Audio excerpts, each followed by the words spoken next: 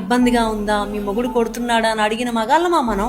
మగాడు ఆడదాన్ని కొట్టడం ఫ్యామిలీ సమస్యలు, ఫ్యామిలీ మనకెందుకు. అదే ఒక ఆడది మగాడిని కొడితే మాత్రం వామ్మో మగాడిని కొట్టేస్తున్నారు, చంపేస్తున్నారు. ఇన్ని సంవత్సరాలు పడ్డ ఆడవాళ్ళ బతుకులు మన ఇళ్లలోనే ఉండుంటారు మచ్చా, మనమే చూసి చూడకుండా వదిలేసి ఉండుంటాము. అడిగిన పాపాన పోయి ఉండం మనం.